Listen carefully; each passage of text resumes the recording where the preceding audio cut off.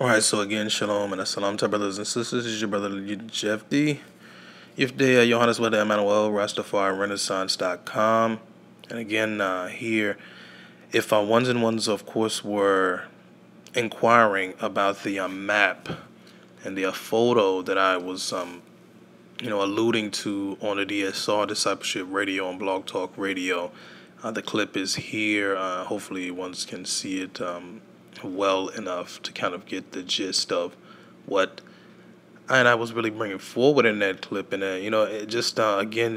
revisiting the photo again, and hopefully I brethren and Habarim will get a chance to cite this and take a snapshot.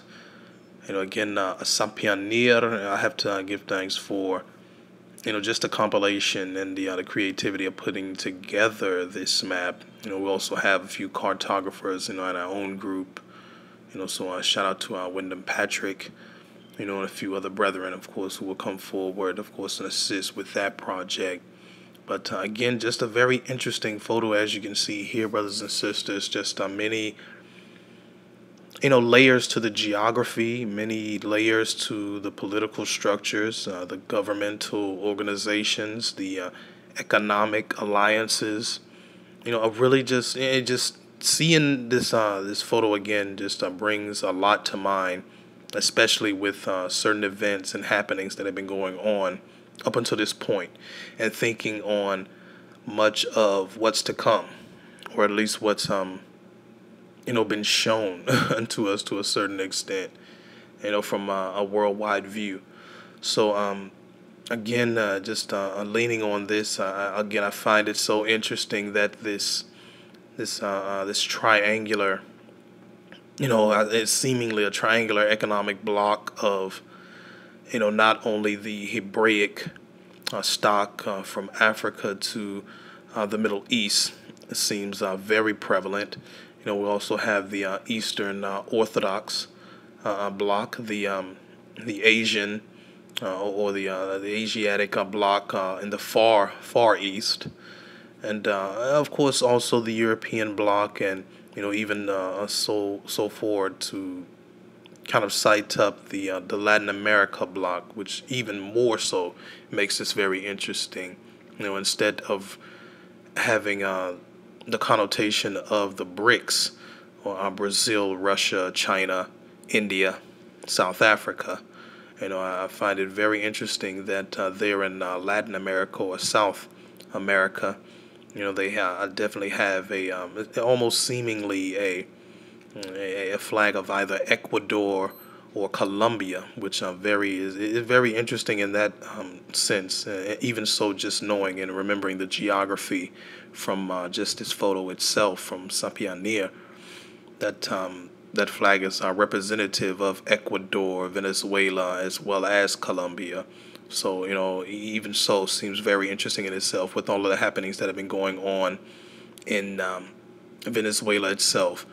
Just economic turmoil, almost so to speak, since the fall of President Hugo Chavez, and his stance also, and the things that he really was bringing forward, and really trying to uphold there in the country of Venezuela. And Colombia also having its tout, a very extensive history.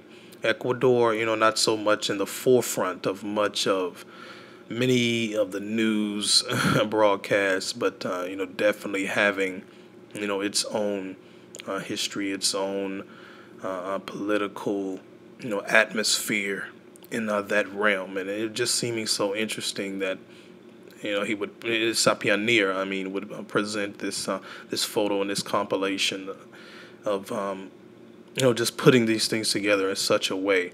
Again, but I just mentioned to I brethren, though, again, just about the Hebraic block. That was really just the pinpoint, and maybe so because it sits, central, of course, to much of the photo, and of course the entire structure of, this world as we know it, seeing that Israel covers so much ground, the state of Israel, even in that matter.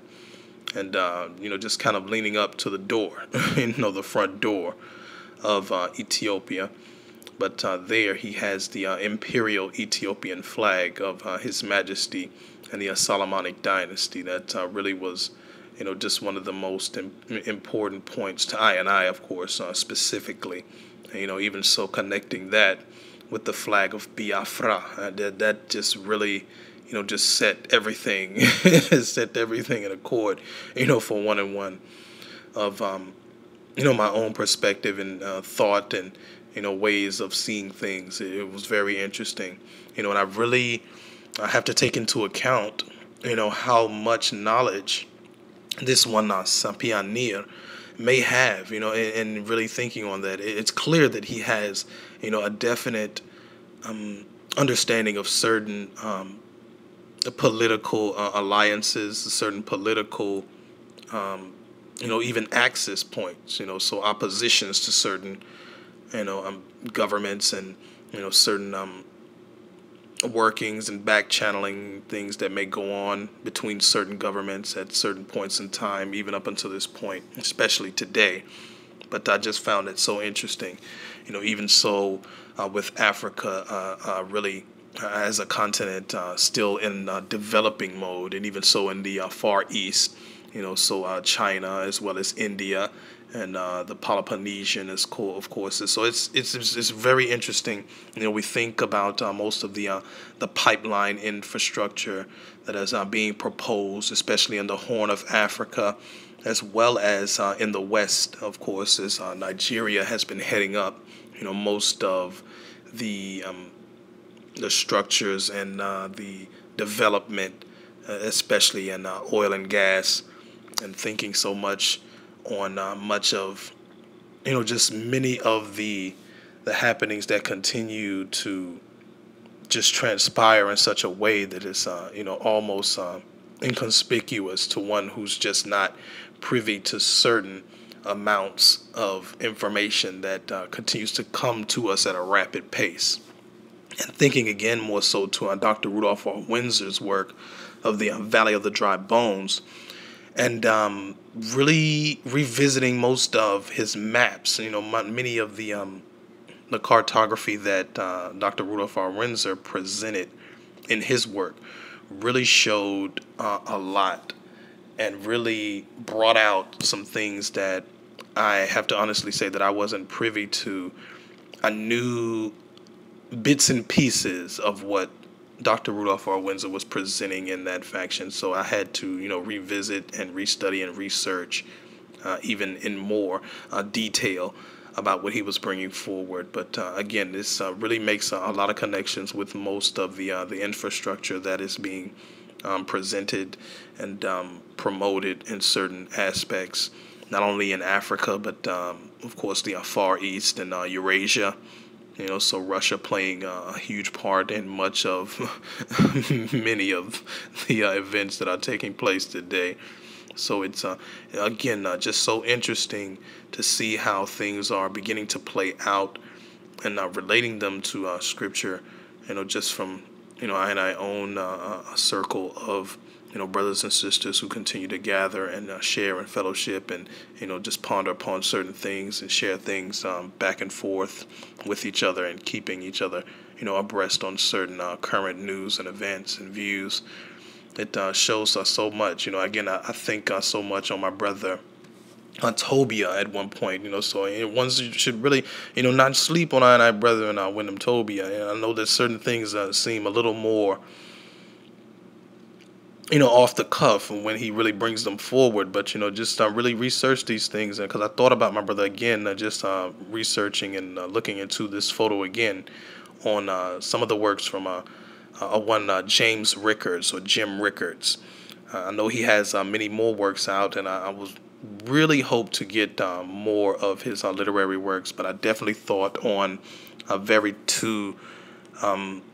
two very important works that he brought forth from such a time. One being The Death of Money, the Coming Collapse of the International Monetary System, and also Currency Wars, the Making of the Next Global Crisis. And this is by one James Rickards. I would say a political and economic insider, one who, has a vast knowledge on certain aspects of political structures, and he brings forward a lot of vital information for ones who are not very privy to it. And hopefully I will have the links here in the description box. I just need to reshuffle a bit of I archives and revisit those works myself, really, so that I, of course, may speak on them a little more extensively. But just shooting out a first word on this photo here that I, of course, spoke on and presented to the family on Discipleship Radio. And hopefully we'll send this forward to I brethren, when them Yason, when them, Yadon, of course, any other brother or sister who would like to inquire about this. And again, just shout out to Wyndham Toby again. There's just shouting that out, my brother. Hopefully the eye will see this and get a read, and hopefully I'll have the links in the description box, of course, to these two works by this one, James or Jim Rickards. Very, very interesting. Speaking on the same lines in which, I and I brethren, Wyndham Tobia were speaking on, I would say at least 3 to 4 years ago. And that's really when the brother started looking into things like the cryptocurrencies and many of the other alternative currencies and things of that nature. So ones may at least be able to make certain moves and protect themselves and protect their wealth and protect their families, and really seek to come out just come out from this this wicked system that we're living under. So again, I'll shout those out, The Death of Money by James Rickards, as well as Currency Wars. And I do believe that these two works are available at your local library, so I would definitely check and get a good read. Get a good read once or twice over these two works, because I know from the Currency Wars, this one, James Rickards had spoke on many of the events that have taken place, especially from the 1930 stock market crash, as well as the 2008 economic crash and economic disasters that went on globally or worldwide at that point. But he also speaks forward, making certain predictions and certain calculations, I should say, of what we will see in this coming world. And Sapianir presents a very, very, very good estimate, I would say, of what is a very, very probable matter in which we may see the restructuring of our entire worldwide system coming forward. So this is just a first word on these points, and we'll go a little more in depth into these subjects and topics coming forward to the next video. So family, so again, stay tuned. Shalom.